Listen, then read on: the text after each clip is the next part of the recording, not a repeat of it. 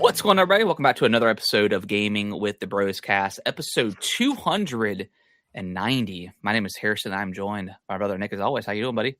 What's up? I'm doing so good on this glorious Monday. Yeah, very cold. Cold.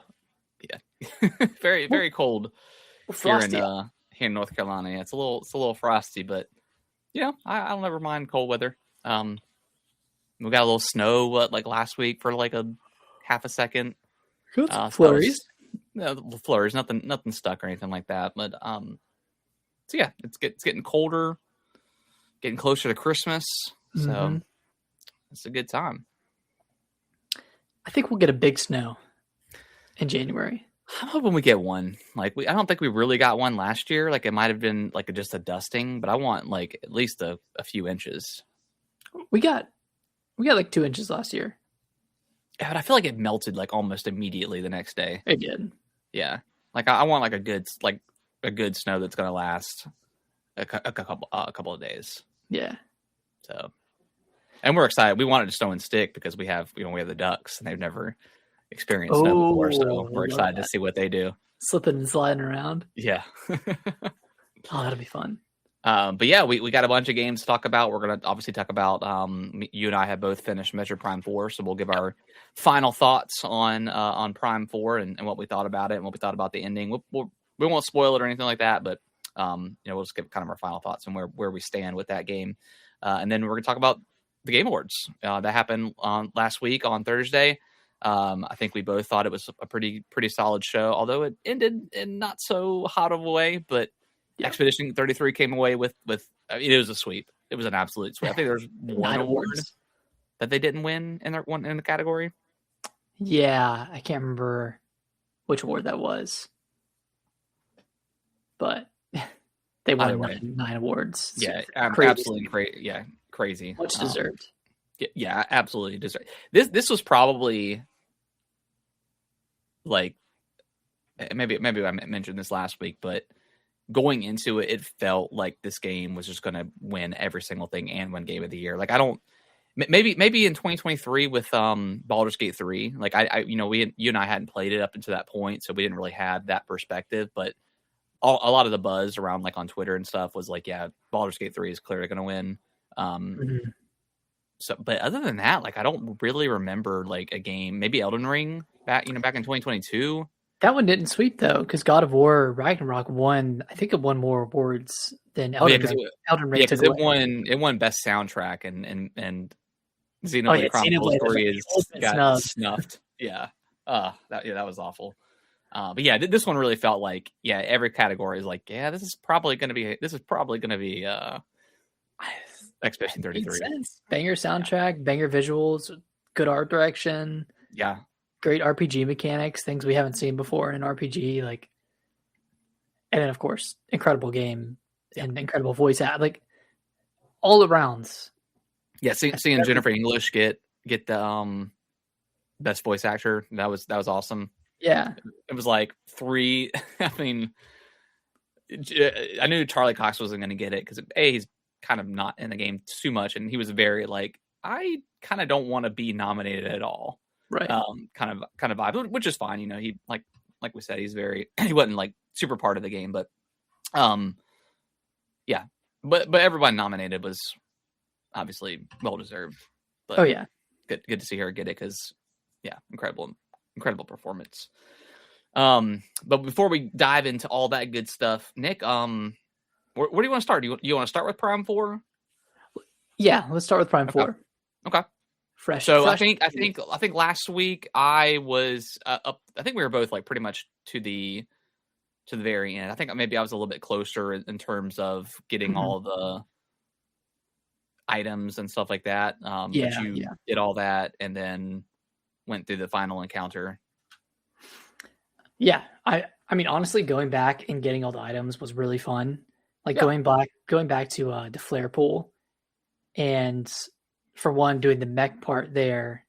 Yes, yeah. Finding that finding that boss, and then like kind of unlocking that new area was really awesome. Yeah. And then just kind of sweeping back through the other areas and getting those last remaining items was really cool too. And then getting to that final area, which like there wasn't much to it. No, it was just an elevator, pretty much. It's an elevator, and then you get to the final area, and you face the final boss. Yeah. So which I thought. I mean, I thought it was like the final. I mean, can we say the final boss? Is it okay to say? I mean, it's pretty obvious. Yeah, I guess spoilers for those who. I mean, it's really obvious, but spoilers for the final boss of Prime 4. But who would have thought? But it's Silex. Yeah. I thought that whole boss sequence was a lot of fun. Like the first couple of phases, and then that final part. I died a couple times on that second phase. I had to kind of lock in and make sure I was dodging every little thing. But I had a great time with that final boss fight. Didn't love the ending of the game necessarily. Did not love it at all. Definitely feels like it's setting up for a Prime 5 or hopefully just some DLC, so we can kind of get some like resolution to what happened, and also like Silex as a character. Like, I know he's obviously been in the games before, but how he has psychic powers apparently, but it's never really explained. He just kind of periodically shows up in the game and using like the robots, and he's in this tower the entire time. So like he's obviously using some sort of like psychic abilities that maybe he got them as well with when Samus got hurt. It's they don't do a great job of explaining that. I know Metro games are really never about the story, but there is clearly one here. And I mean, I felt the story otherwise was pretty good. Like, and not only the story with Federation troopers, but the lore behind Planet Vuros that you're on. Like that story kind of told through the scans was really cool. Yeah. And then just the development of the Federation troopers was kind of fun to see throughout the game too. So I thought the story otherwise was good. It's just the main antagonist of the game felt super sidelined and almost out of place in this game. Like he was added in as an afterthought, even though he's been teased, really since the beginning of this game. Like, it's just weird. Yeah, I wish we got a little bit more details, like, because obviously, like, you find out during the game that, there's 13 of these Lemurians left, and 12 of them went into the galaxy to try to find the chosen one. And it's like, some people were speculating, it's like, okay, maybe Silex was a chosen one in a way. I was watching a video, Andres Restore. I don't know if you've ever seen him. He does a lot of... But he was theorizing that maybe kind of in the way that Anakin Skywalker is the chosen one. Obviously, he went down his dark path, but in the end, he brought peace to the galaxy, or brought balance to the Force. And maybe, like, I know that's more of a long shot kind of theory, but still cool to theorize. But we don't really. So Silex just happened to attack this base that has this artifact and then you go to Vuros, and then why would he also get psychic abilities? Because if Salmon's like the chosen one, like that kind of doesn't make any sense. See, there's a lot left on the table that it's a little bit confusing, and I would have liked some more context on that stuff. And maybe we'll get that with the DLC. I have no idea if there is any. But there's just a big question mark on what Prime 5 is going to be like. You know what I mean? And it's hard to talk about this without completely spoiling the ending, but it leaves it pretty open and ambiguous on where Samus is going to go next. I hope it's not where I think it's going to go. Yeah, I hope it's not where it's like alluding to, of like, oh, she's going to go back to Vuros. It's like Lost. We got to go back. We got to go back to the island. I really hope it's not that. Or if it is, like you briefly go back, do a thing, and then you venture on into the galaxy. Like I could be just because there's a specific thing that happens, and you're like, man, that kind of sucks. There is another theory that I saw, and I'm gonna try to dance around it as much as possible without spoiling it. But the unfinished business back on Vuros partners up with someone, and they become like the antagonists of Prime 5 because they become embedded in another. Because he does, like, if ideal. you look at his logbook, he does. Yeah. If you're, if you go and read, if you read the logbook when you scan Silex, he does have that ability to kind of create like a hive mind almost in a way. So yeah, maybe, and you have to. Yeah, we'll have to really get off this dancing topic around it. we're dancing around it for sure. But other than just like that kind of emptiness, it left me a little bit in terms of just what happened at the very end. I really like this game. Yes, it is a different Metroid type of experience. It's not. It's very linear. It is a pretty linear game. You do go back to areas like we talked about. And kind of clean up getting the items and stuff like that, and story reasons too. But I'm okay with like if 2D Metroid is like our hardcore isolated Metroid experience that we've come to love, and Metroid Prime is a little bit more actiony and has more cutscenes and story and whatever, and maybe just a little bit more linear than the traditional Metroid game. I'm okay with that. My only gripe is it's a $70 game and it was like 14 hours, 15 hours. Like I could have gone for like maybe 1 or 2 more areas. I don't usually try to complain about the length of games, but it felt a little bit cut short. Like I would have liked a couple more areas in the game. I don't know what they would have done because they kind of had their grassy area, the electricity area, fire, ice. So they kind of did everything, the underground area. They kind of nailed everything, but could have gone for something a little bit different, like I don't know, some ruins or something. Like kind of like the Chozo ruins and Metroid Prime 1, but a spin on that. Obviously not Chozo, cool. But something different. Maybe an area up in the sky or something. Some sky islands, man. Come on. Some sky islands. Like you could have incorporated some really cool platforming elements up in a sky, but also I don't want to knock the game for what it isn't.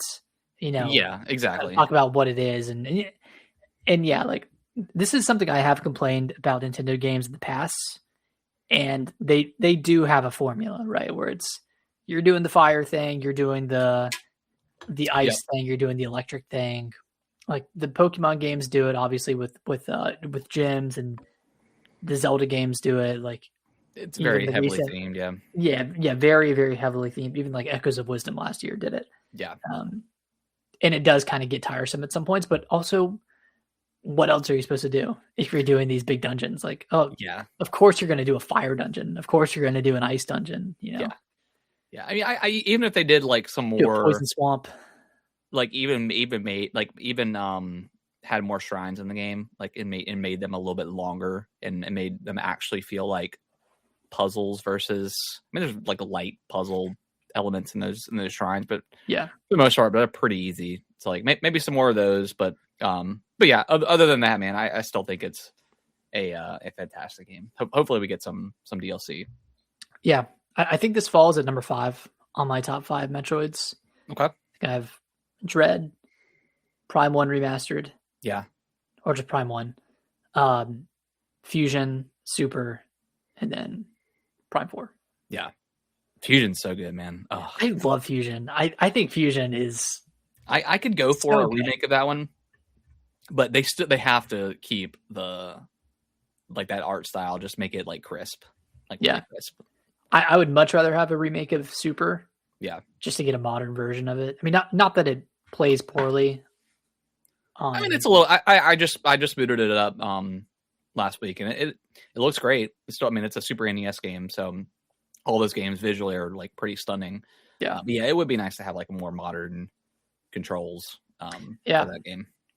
Just give us the Dread controls, dude. Give that game to Mercury Steam. Let them do their thing. Yeah, like they're killing it. Just let them have 2D Metroid and do whatever they want with it. Exactly. So yeah, Metroid Prime, I think it's a high recommend. Still number 1 on the Switch 2 eShop, I believe, as of a couple of days ago. It's not number 1 anymore on the regular Switch. Number 8. number 8, so it's fallen off pretty hard. So still excited to see what those sales look like. I just always curious about Metroid sales because you just never know with this game. I think I don't know. I think it'll be past 2 million. Yeah, by the end of this December, but I just don't know if it's going to crack 3 million. Yeah, I think it will. I think it will. I think it will. I mean, it didn't do well in Japan. Yeah, granted, well, Japan hates Metroid. Well, they like 2D Metroid because Dread did pretty well, but they don't like the Prime games. Yeah, because it's the first person shooter game. Like, that doesn't really translate well to Japan. And then I think UK it hasn't done super well, so it's really on like its performance market. US. Yeah. Okay. Well, we'll see. I mean, it's still charting above Pokemon on the eShop, so that's a good sign because Pokemon's a huge seller, especially like during the holidays. I mean, there's 13 million right now Switch 2s out there that we know of. So I mean, I don't expect this to be more or close to like DK within like a few months. 3? Yeah, 3, 3.5, 3, 4, something like that. Which I thought that would have been higher. Being. I think I estimated lower for DK Bonanza. I think you did say 2. I said 2. I think I might have said 3. I guess I would have thought that would have been higher just because there's not a ton of Switch 2 games at that time. But not a ton of Switch 2s at the time either. True. Yeah. I think at that time there was like 9 million Switch 2s, so 30% plus attach rate. It's pretty good. I bet by the end of the year it'll probably cross 5. If I had to guess. And it's charting well in the eShop as well. And so was Kirby Air Riders. Like that game is number 3. Yeah. So it's pretty good legs. Yeah. Yeah, I bet that one's crossed 1 million as well. Oh, I'm sure. Yeah, I'm sure it has. All right, Nick, tell me about Skate Story. Oh, I am vibing very hard with this game, dude. It's very simple. You are a demon made of glass and pain, and you were trying to eat 7 different moons. So it's kind of split up into like different chapters. And the chapters are split out into different parts. Like the first part of it is like you're going through like kind of like linear corridor levels. You're going into teleporting arches that are bringing you into different areas, and it's very visually pleasing, very crazy to look at. And then you get to like a more open section, which has different challenges throughout. Whether those are like own the spot, kind of like similar to a skate game where you have to do not a certain trick, but like get a certain score in a specific spot. Yeah. And then there are bosses in this game as well, which are I've never seen bosses incorporated in a skateboarding game, but it's really cool how they do it, where there will be this entity that's, going around the map, moving around the map, whether it's a moon or like a crystal or something. And it has a reflection on the ground, like a circular reflection that's moving. And you have to land perfect tricks within that reflection, like within that circle, to do damage to the boss. So you're kind of like following around, building up a combo, and then like stomping the combo in that circle to do a bunch of damage. Okay. So it's really really cool way that they've incorporated these bosses into the game. And then, there's a lot of theming around like death and regret and like, oh, what did you what did you not do with your life? It's all kind of baked into the narrative of kind of being a demon in the underworld. Interesting. Okay. It's really cool. It's a really cool story. The gameplay is great. It's kind of, the controls are hard to grasp because the triggers are your feet essentially. So like the right and left triggers are your back foot. So you can either move your back foot to the left side or the right side of the board to do like a pop shove it, like a front side pop shove it, a back side pop shove it. And then the bumpers are your front foot. Okay. So you position it to do a kick flip, or you position it to do a heel flip, and then you can combine those trigger and bumper presses to do like, a 360 flip or, a varial heel flip. So there's that sort of combination, and then you can like double tap them to do a double kick flip. It's kind of complicated. It's more complicated than something like Skate or something like Session, which is like kind of a really like sim like skateboarding game. Yeah. It's pretty hard to grasp at first, but once you do, it feels really good to play. I mean, Okay. it's made by one person, and that person is a Wow. skateboarder, so like they know what it's like to skateboard. They know the process of failing a trick over and over again, and that's what they're trying to convey in this game. Like when you Okay. land something, it should feel good to land. When you get something, it should feel good, but you're still always chasing that perfect trick, right? And does that exist? You know, it's really cool. I would recommend it to most people. I mean, Yeah. even if you don't like skateboarding games, this kind of feels, it almost feels like a rhythm game to an extent, like just kind of an experience in itself. I'm trying to think of a similar game to this one, but I'm having trouble. I mean, honestly, it kind of feels like Tetris Effect. Okay. Like, oh, if you like Tetris and you like fucking cool visuals, then you're gonna love this game. If you like Skate and you like cool visuals, then chances are you're gonna love this one. Cool. So I guess they nailed the story aspect. Like it's like the first time there's been like a quality story in a skateboarding game. Like what else? I mean, I guess one of the Tony Hawk games, if you want to consider those like stories. Like, Tony Hawk Underground, one or two. But those are still like slapstick stories, right? Yeah, like, they're kind of like just hijinks. Yeah. Yeah, I mean, I was thinking through all the skateboarding games I've played just this year, like Tony Hawk Pro Skater 3 and 4 remake, and then the Live Service Skate, which was just a soulless game. I think that's my problem with it, is it was soulless and there weren't any stakes. The game was just too easy to land everything. Whereas Skate Story feels like the opposite of it, where it has a lot of soul and there are stakes to it. Yeah. And I think that's what makes, a good skateboarding game. It's like it has. Is this game, isn't it like $15? $15, $20? $20. Yeah. $20. Okay. Mm. Cool. Yeah. Really good. All right. Tell me about Dragon Quest 1. I'm very early. I think I'm like an hour into it at this point. But this one, it's a cool one. It's a solo adventure. You don't have any party members. It's just you. Okay. Just doing your thing.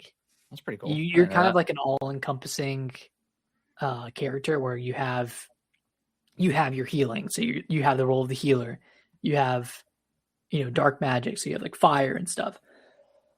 And then you're also a warrior. So you attack physically with a weapon. So you kind of like take on the roles of all these monsters. But I'm interested to see how they adjust the enemies to like compensate for you not having a healer or not having a specific magic damage dealer. Because like in other games, like in Dragon Quest 3, if one of your character dies, you can just revive them, right? Like you still have 3 other characters left. But in this one, presumably, if you die, you just die. That's it. If you die in the game, you die for real. So, I mean, that's what I'm interested to see. Like, how is that dichotomy going to work? Are you going to face a bunch of different enemies at on's, or just like one at a time? Sort of balancing, like, yeah, I've fought like maybe 3 or 4 enemies, but they've been lower level enemies, and they're not doing a lot of damage. So yeah, interested to see where it goes. I mean, I heard it's a pretty short story. It's like 10 hours or so. That's not bad. Yeah, and that's why I'm kind of excited to play it, just because it's a short, simple game. Like it's the first Dragon Quest game. Obviously, it's gonna be super simple, and it runs really well on the Switch too. Looks great, runs well. There's a performance mode and a quality mode, so you could play it in higher fidelity at 30 frames. But I'm just happy it's in 60 because Dragon Quest 3 was not. I think it ran it in 30 frames per second on Switch 1, which was kind of baffling to me. Yeah, that almost seems like inexcusable. Like the word that an HD2D doesn't run because I think did Octopath Traveler, was that also 30 as well? Or I thought the first one was 60, but I could be wrong. It might be 30. Yeah, maybe that engine does use a lot more power than I think it does. I mean, the games look beautiful, but at the same time, it's like, it's 2D game, right? Yeah, it's like Sure. there's not much going on, and in the grand scheme of things. Yeah, and there's a lot of particle effects. Yeah, in like Octopath Traveler at least, but I mean, that's really it. Yeah, but yeah, this is really great game. Excited to play more of this, and then I also want to play Final Fantasy Tactics. Yeah. I'm very excited to play that one. I feel like I'm gonna love it. I didn't realize, but like, because Adam had texted me, he was because I think he got you Final Fantasy 1 and 2, or no, Dragon Quest 1 and 2. He was like, what he's like, what Switch 2 games does he not have? And I was just kind of looking at that, and I was like, well, I don't think he has Dragon Quest. And then I had already gotten you Final Fantasy Tactics. So I was like, man, we're about to hit, and I also got you Final Fantasy 10. I was like, we're about to hit him with like a lot of RPGs all at once, and he's getting ready to have a baby. This is not a good time. I don't know how long Final Fantasy Tactics is, but yeah, it's probably in the realm of 30 to 40 hours. But I would imagine, yeah. Honestly, RPGs like this are the perfect games for. Yeah, because it's not too involved, right? And you can easily just turn your Switch off real quick and come back. Yeah. And boot it right back up. Honestly, the worst game would be like Elden Ring or Hollow Knight. I mean, Hollow Knight, I can pause it, but yeah, any game that would frustrate me. You know what I mean? Those are the ones I would try to avoid. Yeah. Even Prime 4 was kind of hard to. Yeah, some of that game could be. Yeah, I mean, difficult just to like. Yeah. Be two places at once. Exactly. Yep. Well, speaking of Final Fantasy X, I don't know if I talked about it last week, but I've been playing it. I think I'm about 5 or 6 hours in to that. Playing it on the Switch? Yeah, Switch 2. Yeah.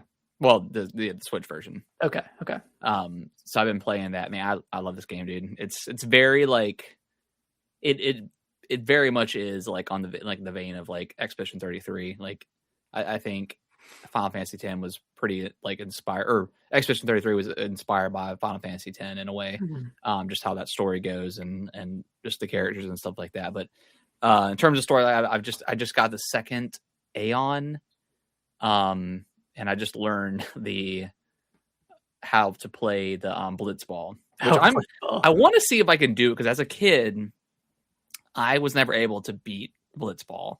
I think the controls were just super unintuitive, and I think they're the same now, but like I can obviously have a better grasp of how to play it. So I'm curious. I'm not gonna sit here and try to. If I lose, I lose. But I am curious, because I know that you get like a pretty powerful weapon for Titus. But is there like a whole tournament that you can go through? Yeah, it's like a whole like 3-game tournament that you can get through. But yeah, man, story's great. Visually, it looks okay. It doesn't look like the best or anything like that, but the actual like CGI cutscenes are still pretty stunning. I mean, those were ridiculous back on the PS2. It is like a little bit like, it takes you back a little bit sometimes, where it's like, because they do it like instant transition from beautiful CGI cutscenes, and then it'll cut to like Titus back to blocky, kind of what, and it's like, oh god, rough.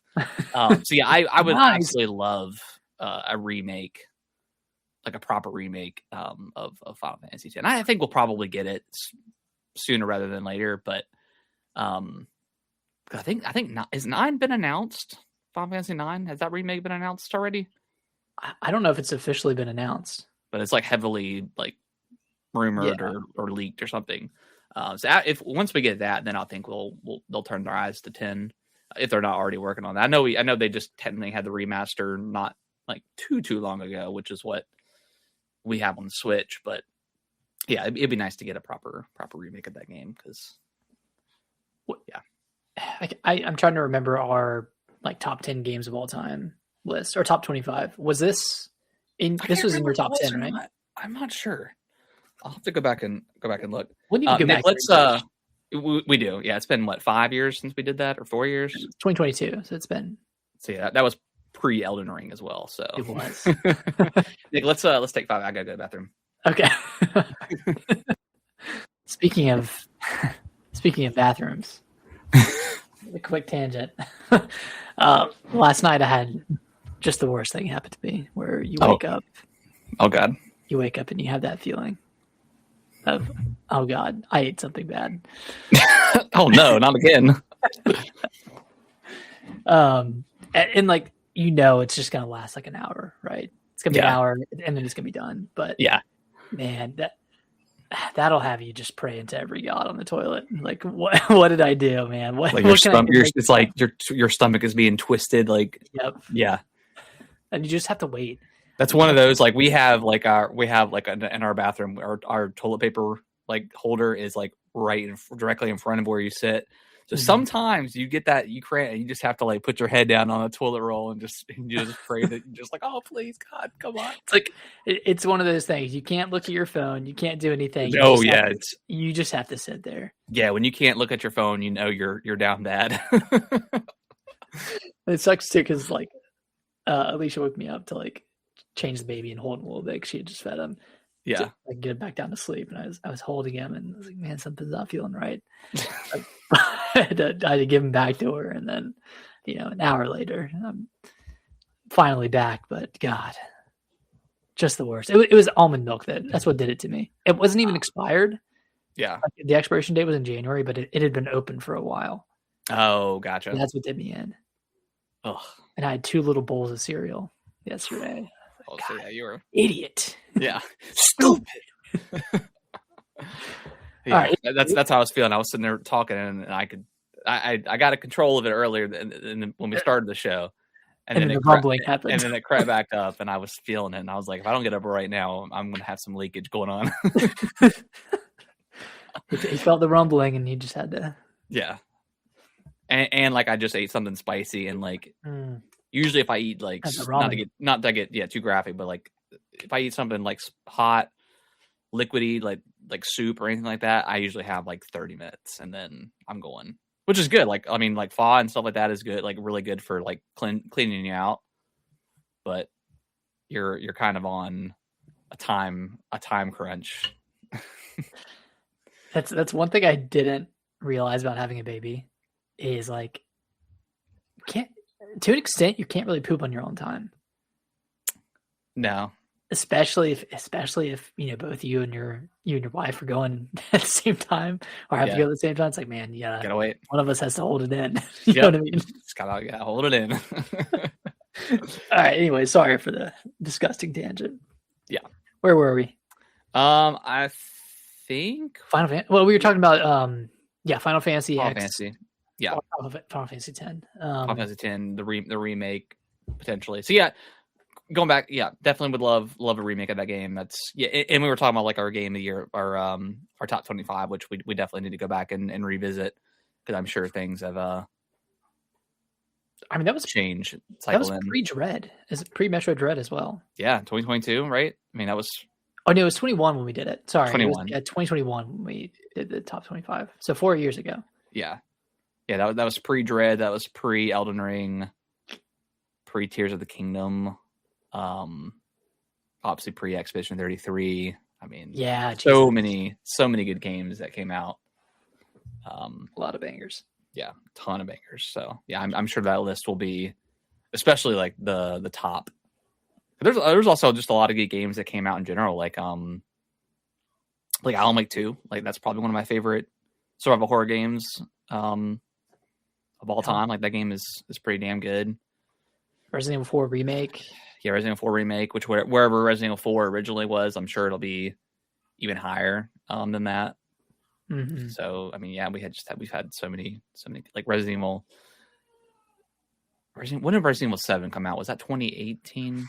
2017. 2017. Okay, so that would have definitely been included. I don't know if Resident Evil would top 7 for me. I think I still like 7 better than 8. So, anyways. Yeah, something we can definitely revisit. Yeah. All right, let's dive over into the Game Awards itself. I streamed this. I saw the whole thing. Nick, I think you kind of tuned in and out. I don't know if you saw every single announcement that happened. No, not everyone. But yeah, I've got IGN's article up here, so I'll just kind of go through it and then we can talk about anything that's super interesting. So Star Wars: Fate of the Old Republic, a new Old Republic game is in the works. And this is from Casey Hudson, one of the original creators of the original one, which I think it's Saber. I think they confirmed that the remake of KOTOR 1 is still in active development, and they may be moving on to 2 after that one's done. So that was cool. Obviously, we talked about it earlier, but Clair Obscur Expedition 33 won Game of the Year, and just about every other category it was nominated in. And then they also launched some free DLC for the game. It's a new painting, a new little area. This is like Verso's, like almost like childhood painting. Childhood painting. It's like kind of like a safe place for him to go to. Adds a new dungeon, enemies, bosses, bunch of new costumes and stuff like that. So I've been playing a little bit of it. It's really, really good. That weird statue that was kind of baffling the internet over the last couple weeks, that was confirmed to be the next Divinity game from Larian Studios. What's is it just called Divinity? Yeah, I think it's just called Divinity. Okay. Very, very gruesome trailer. It was pretty awesome. I don't know. Maybe I'm just not as affected by this types of stuff anymore, but some people were calling it like overly disgusting. I'm like, it just kind of looks like kind of par for the course for like anything like this. Yeah, I mean, and especially if you play Baldur's Gate 3. I mean, there's nothing in there that was too egregious or anything like that. But nonetheless, that is coming out. I don't think we got a date for that, so I'm sure that's probably a couple years away. One of the big ones, and obviously this got leaked prior to the show, but Leon was confirmed for our boy Resident Evil Requiem. And they also did confirm that it's kind of like a split story. Like you will play as Leon and you'll play as Grace. And that, I think that pretty much confirms that thing we talked about last week about Rose being in the game. That was just probably just a mistype or something like that. Because she was not mentioned at all. Yeah, and they confirmed that it would be about a 50-50 split in terms of the story, and that Leon's side would be more action focused, but would draw more from Resident Evil 4 rather than Resident Evil 6. Yes, which is good to hear. And then obviously Grace's perspective would be more survival horror, because she's in their own words, she's a scaredy cat, right? And like you're going to feel that fear through her. So like, I'm really interested to see how they handle the first person versus third person, since they said that there is a mode, or at least a version of this game, where the developers pick which perspective you're going to be in. So like, are they going to keep Grace's gameplay in first person and then peel out to third person for Leon? I know obviously you can do whatever you want, but like I want to see their vision behind it. That's what I'm going to do. That's my plan on is doing it their way, and then obviously these games are highly replayable, so I'll probably choose third person the next time, or whatever I decide. But I'm very excited. Obviously, not coming off of, but like referring to Resident Evil 6 and how much of a mess that was, with so many different characters and so many different types of way to play. I kind of started to get that vibe a little bit, and Resident Evil 6 is not a very good game. But I think I still have full confidence in this game. And I mean, dude, seeing Leon again punching people, doing the roundhouse kick, geriatric Leon, like, come on, like, and insanity. Resident Evil series is no stranger to having dual protagonists. I mean, Resident Evil 2, like you can play as Claire and Leon. Resident Evil 3, you have Jill and then Carlos. Yep. 4, I mean, it's Leon, but you also have separate ways with Ada. Yeah, 5, and you play as Ashley for like a brief moment in the game. Oh, yeah, you play as Ashley, and then I mean, even in 7, do you play as Chris? At least in the DLC, right? In the DLC, you play as Chris, and then in 8, you play as Chris towards the end. Is that in the Heisenberg section? Is that with Chris? I can't remember when you play as Chris in Village. You play as Chris towards the end of the game, like whenever you're going back and you're yeah. When you're going back into the village, right? Like it's all burned down. That's when you go fight. Is that when you go fight Miranda? No, because you go in there, you defeat that one of the colossal people, and then you find Mia locked up, and then I think it cuts back to Ethan, and you finish it up. That's right. Something like that. I kind of want to go back and play Village again. Yeah. Well, I'll play it again on Switch too. Yeah, exactly. Tomb Raider Catalyst got announced for 2027. This is so the internet is kind of split. We're not 100% sure if this is the same Laura that we got introduced to, like in the Rise, like Tomb Raider, Rise of Tomb Raider, Shadow of the Tomb Raider. We're not 100% sure if that is the same Laura. Does it really matter? Not really. She does have a little bit of a different look to her.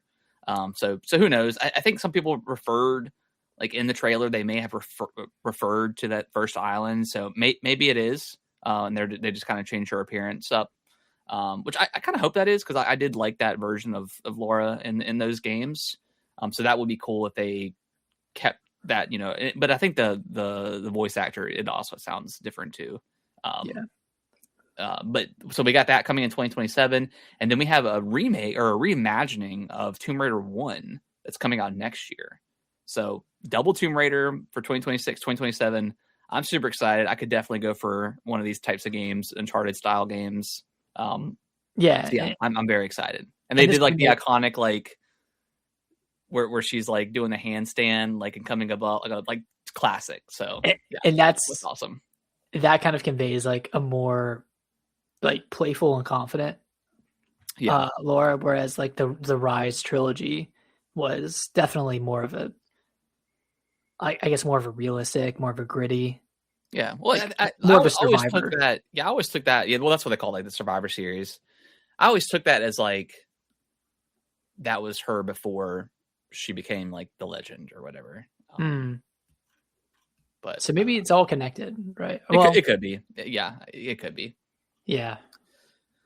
Next up on the list, we got coming out next year from Remedy. We've got we talked about earlier, but Control Resonant. This is the sequel to Control. It seems like you're playing as Jesse's brother, I believe. That was lost. Let's see. Yeah, Dylan. That was lost, and that's what she originally went to the bureau to find him. But he's now escaped into the outside world, and he has a service weapon, but it's melee based, and this looks so cool. Yeah. Oh man, like Control is like such an awesome game, and yeah, this looks even better. So very, very excited. Anything Remedy at this point, I mean, has outside of that what is it, the Firebreak game? PC Firebreak. I never played that, but shooter, yeah, which I heard wasn't terrible, but it was just different. I guess it was just okay, and that's a detriment in that like landscape. Yeah, just okay. Yeah, and it's Remedy, so like just okay is not good enough in any way, because Remedy is so they just make incredible games. We got another look at Saros, the spiritual successor to Returnal, from Housemarque, coming in. It's coming on April 30th, 2026. It got delayed a little bit from its original March release, right? I believe so. Yeah.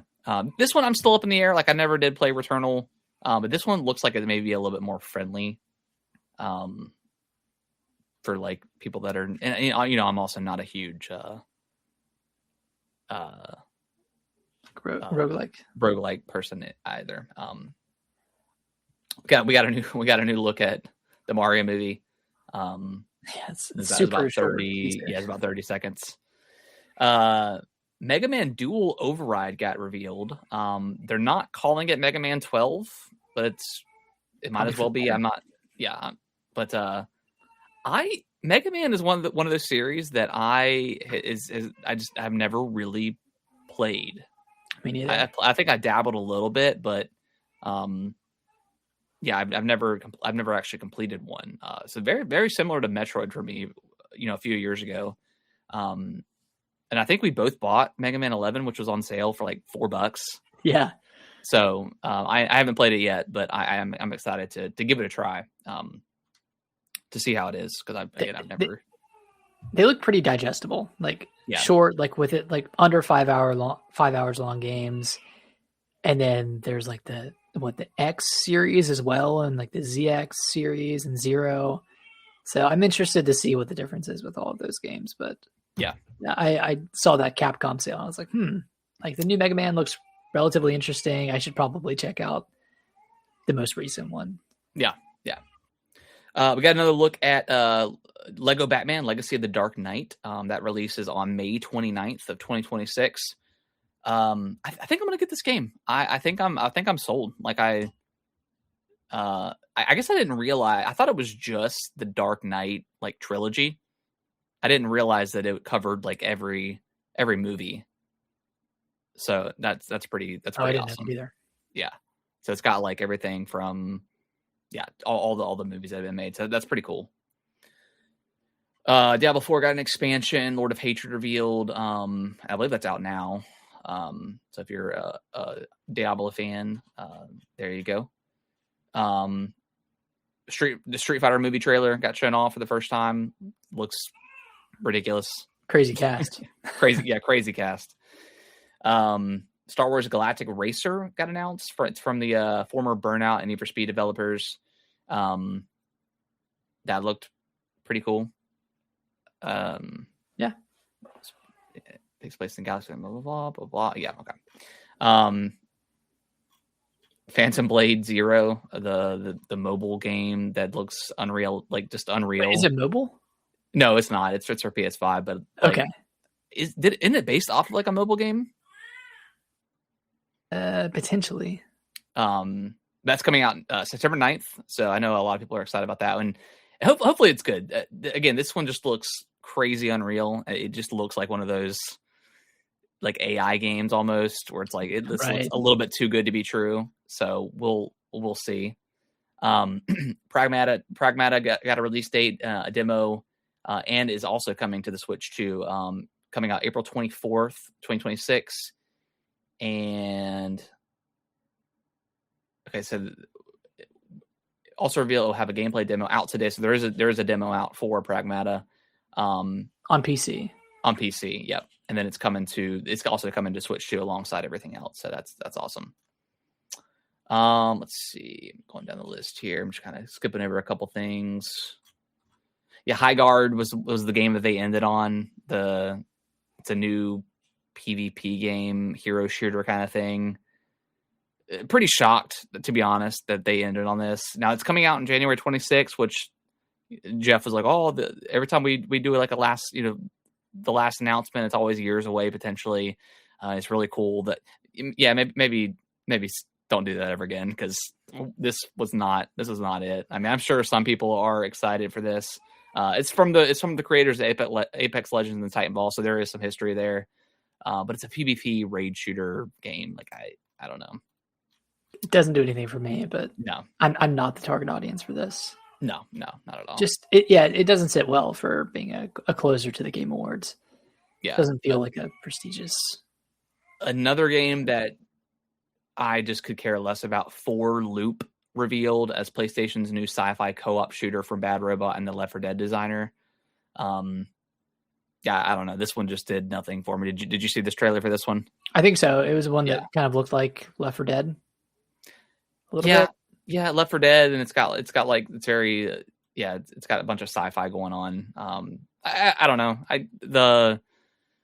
Obviously Left 4 Dead 1 and 2 are incredible. The Back 4 Blood was not nearly as good, or maybe I don't know. Maybe just those types of games weren't for me anymore. Because I did play Back 4 Blood a little bit, but it just didn't really do much for me. Let's see. Ace Combat 8 got announced. Wings of Feve. So that's coming out. I don't think we got a release date, but that's coming out soon.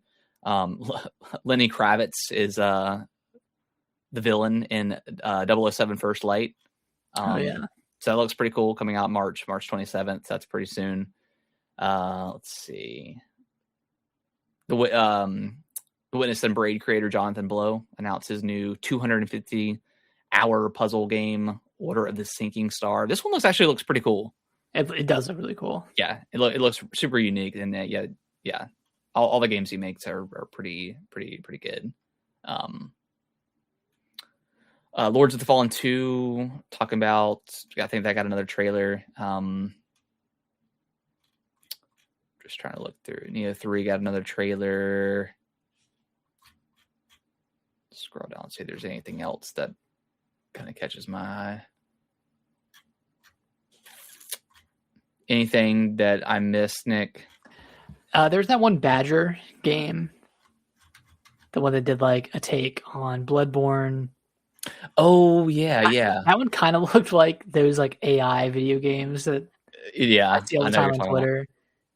Hopefully it's not an AI game and it's actually, a good faith effort, but it looks interesting to say the least. I just hope it's, an actual game. Yeah. Yeah, some of the stuff you just never know. I mean, they're gonna... There's also that the Switch 2 exclusive Orbital. What was it called? Orbitals? Like the co-op. Oh yeah. I know what you're talking about. That one looks really cool as well. That one does look pretty cool. Yeah, Orbitals. Yeah, that one looks pretty cool. Yeah, other than that, I mean, there's a bunch of games that typically show up. Got updates, Wuthering Waves, stuff like that. Your mobile games and all your mobile games getting their updates and stuff like that. So yeah, but overall, I thought the show was really good. I thought this was one of the best one in recent years. Lots of really, really great announcements. Like the only critique I can really say outside of all the slop games but they're just going to be there because they pay the bills. But just that ending. I just did not enjoy that ending with that particular game. But oh well. No. And my other critique on the award side is they still rush through some awards that I don't think they should rush through, like Best RPG, Action Adventure, Action Game. Like those, they just fire off back to back, and I feel like they save the stage for not enough awards, in my opinion. Yeah. I mean, I could see that if like do we really need the Expedition 33 team coming up there 9 different times? So like I get some of that stuff. And maybe they knew that, and obviously Jeff knows who's won in advance. Yeah. So maybe he structured the show in such a way where, that team wasn't going up a bunch of times. Yeah. It's tough. I mean, it's definitely tough to run that type of stuff. I thought him, the very beginning mentioning, his dad. I didn't realize his home burned down, but I guess I know that's a bummer. Yeah, and then he talked about his dad. Obviously, we knew about his dad passing away and stuff like that. So, I thought it was a great show. And one more critique, and this is, I feel like this has been said before, but like with the Best Indie Game award, it's kind of a double-edged sword, right? Because if Expedition 33 beats Hollow Knight Silksong in this award, like in that category, it by default kind of has to beat it out in the Game of the Year category as well. That's right, because Hollow Knight won Best Indie? No, Expedition 33 won Best Expedition Indie. won, okay. So by nature, that means it's a better, quote-unquote, better game than Silksong. Yeah. So it would beat it in the Game of the Year category as well. Yeah. Yeah, that's tough because like if you can't beat the games that are in their respective categories, like because it won Best RPG, right? Yeah. Okay. Yeah. So it's like it would have been kind of weird if like I don't know, Kingdom Come won Best RPG, and then Expedition won Game of the Year. I feel like you can argue that, like, this game like does RPG mechanics better than Expedition 33 does. True. Even if it's not the better game overall, like it still does this better. Just like Gotcha. Yeah, with visuals or sound or anything. But with the indie award specifically, it's like I see. That's just the quality of the game. Yeah. Yeah, I see what you're saying now. Okay. Yeah, that's always tough. Kind of dumb. And in a lot of these categories, also, like, we've been kind of complaining for a few years now, where like I don't know, like best family game, like DK is really That's in just that. Like it's not like it's not a family game, really. I mean, it has Yeah. co-op, but yeah, some of that stuff gets a little bit lost in the sauce, I think. But whatever, it is what it is. yeah. It is what it is. All right, well, let's dive over into a little bit of the rest of the news that happened this week, and then we'll get out of here. Nick, you want to read the next one? Yeah, so Silk or Team Cherry posted a blog post update earlier tonight and announced that Silksong has sold 7 million copies, with millions more having played on Xbox through Xbox Game Pass. So they've probably topped 10 million players, but they've sold 7 million. Yeah. They announced a free expansion coming to Hollow Knight Silksong in 2026. It's called Sea of Sorrow. It's a nautical themed expansion with new tools, new bosses, new biomes, etc., etc. And they said they talk about that more closer to the release of the expansion. So this is going to be completely free. I'm very excited for it. Obviously, new content is great. And y'all then can charge for this. Like, yeah, the game was $20, and we got 50+ hours of it. Y'all can charge, like, seriously like, though. Like, you guys got all the goodwill. Same thing with like, No Man's Sky. It's like, come on, you guys can charge now. It's okay. Yeah. But and then Hollow Knight, like the original Hollow Knight, is getting a Switch 2 version, so it's getting like all of the bells and whistles of Silksong. Which is hard to believe, because like the Switch 1 version was, from what I remember, was pretty flawless, like in terms of I don't know what else they would do to it, because it's a slower game, but still looks great though, even on the Switch 1. Yeah. So very excited about that. Harrison, you need to go in and I need to finish it. I'm right on the final boss. You had only tried it a few times. Right? I only tried it a few times, so I could definitely just gotta do it. Gotta go lock in for a couple minutes and then just gotta lock in. And then lastly here, Divinity Original Sin 2, that's from Larian Studios.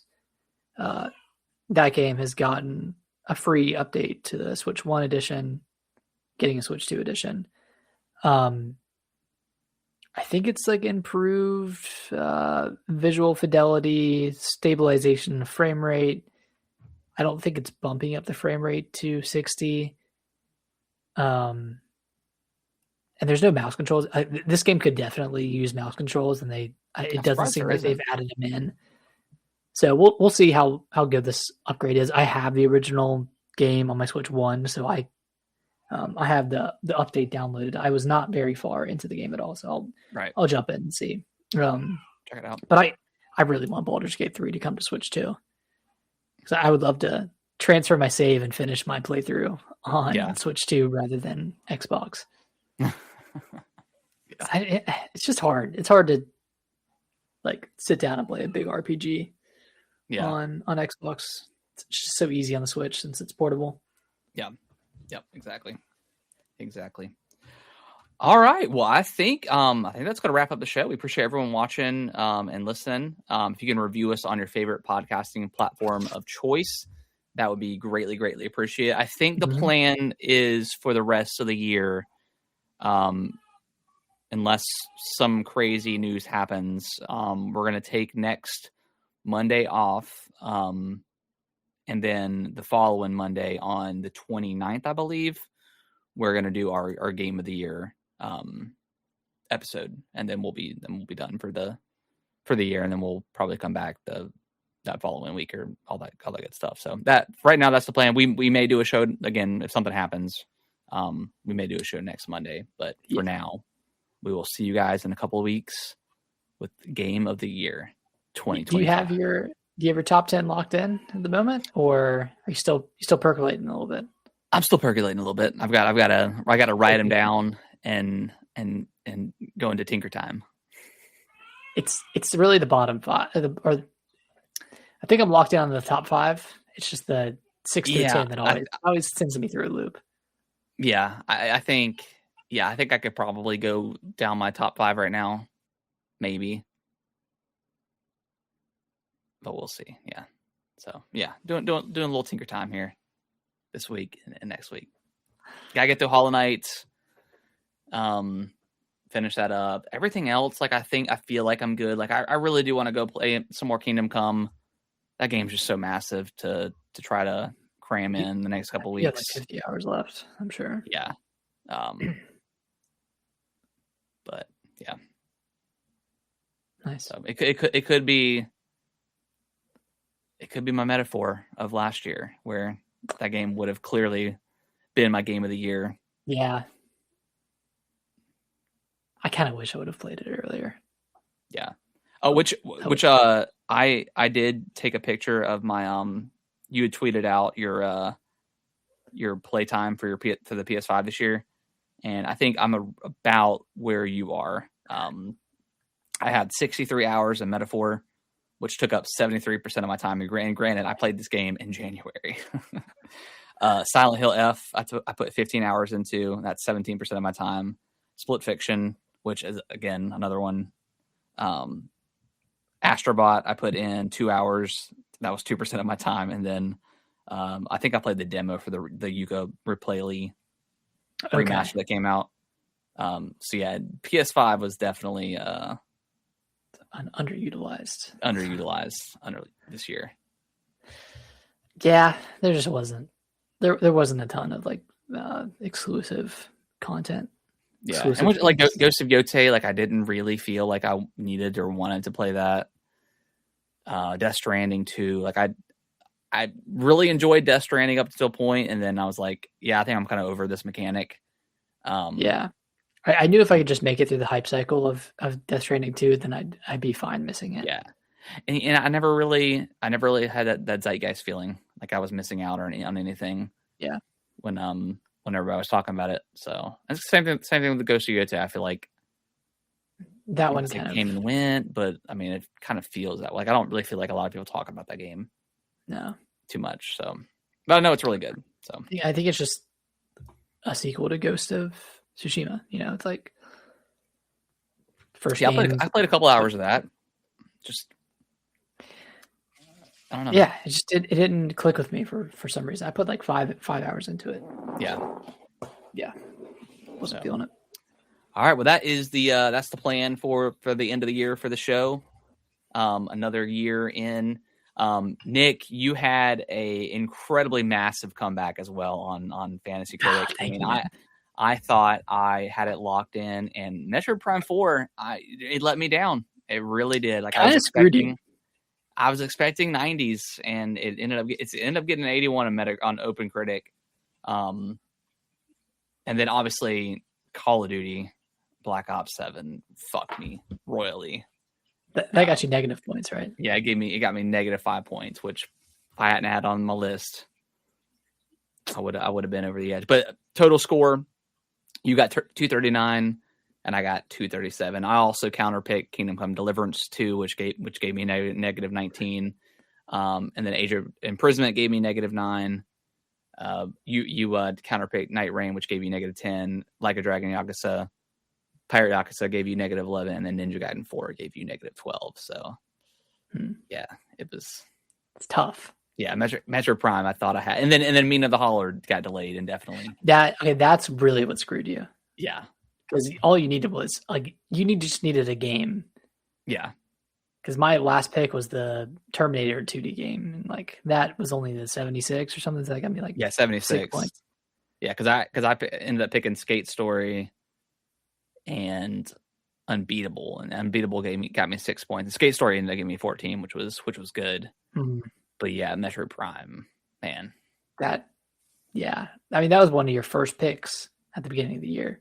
Because I think you went first, and you picked GTA 6, and then I went. I think you went first, and then I got the next two, which I think that's one thing when I got Prime 4 and Hollow Knight. Mm-hmm. Which Hollow Knight got me a lot of points. It got me 22. Man. Bummer. Hey, that's how it goes, though, bro. That's how it goes. That's How how it it goes. goes. It's not over Can't yet. win I'm them all. hoping some more Terminator 2 reviews come in and brings it down You're a gonna little bit. you're gonna set up an outlet and give it like a 1 out of 10. Yeah. I'm gonna give Metroid Prime 4 a 10 out of 10 and Oh my god! Terminator Dude. 2. If anything, it's gonna go down even more with people coming out of the woodwork giving it a 6 out of 10 for no fucking reason. Yeah. Oh. All right, guys. Well, we'll be back in a couple weeks with our Game of the Year show. Bye-bye. Bye.